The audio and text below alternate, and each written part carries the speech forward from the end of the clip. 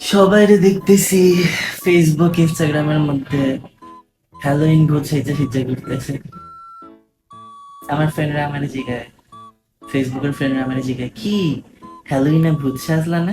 কেন সাজমু রে আমি ভূত? হ্যাঁ, তোরা জানোস না? হ্যাঁ, যে আমি যে জন্মগত ভূত। আমি এমন একটা ভূত যে কিনা সকালবেলা ঘুম থেকে উঠে আয়নার সামনে গিয়ে দাঁড়ায়, নিজেরে দেখে নিজেই ভয় পাই। আর তোরা আমার কাছে ভূত সাজতে, আমার সামনে তো শাকচুন্নি, মামদভূত, সামদভূত, লামদভূত, পেতনা এডিও হার মানবো, আমার আব্বা ডেকে দৌড় মারবো। আমার এই কুমিরের মতন চোখ, আটার বস্তার মতন নাক আর কচ্ছপের মতন ঠোঁট নিয়ে তোর কি মনে হয় যে আমার ভূত সাজার কোনো দরকার আছে?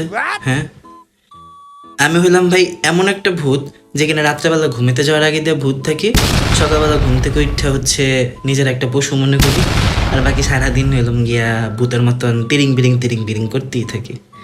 আমার নিজের পার্সোনালি ভূত সাজার কোনো দরকার নেই। এক একজনে ভূত সাইজে সাইজে যাইতেছে নীলা মার্কেটে, তারপরে শাহবাগে, তারপরে বেলি রোডে, তালতলাতে, বসুন্ধরা সিটি, যমুনা। তো তাকে ভূত সাইজে গেলে যাওয়ান লাগে, তখন আল্লাহ তো সুন্দর চেহারাটা কিনতে দিছে। আবার এখানেও একটা কাহিনী আছে, বুড়া বুড়া বেড়ারা সাজতেছে সুপারম্যান, ব্যাটম্যান, স্পাইডারম্যান, আর বুড়া বুড়া বেডিরা সাজতেছে ওয়ান্ডার ওম্যান, সুপার গার্ল, এরপরে আরেকটা যেন কি হার্লি কুইন। আর আমার বন্ধু বান্ধবরা একজনেরা কঙ্কাল সাইজা সাইজা পার্টির দিকে হ্যাঁ করতেছে। এটি মানা যায়? তোরা সাজতেছ সাজ, আমার আবার ইনবক্সের মধ্যে ছবি তুললে তুললে পাঠায়, তুই এই ভূতটা সাজ, তুই ওই ভূতটা সাজ, তোর এই ভূত সাজলে সুন্দর লাগবে, তোর ওই ভূত সাজলে সুন্দর লাগবে। আরে হালার করে হালারা, আমি এমনিতেই ভূত, আমি কি সাজবো রে? এই যে দেখ দেখ আমারে দেখ, এখন মনে কর আমি যদি এমন করি, এমন করি,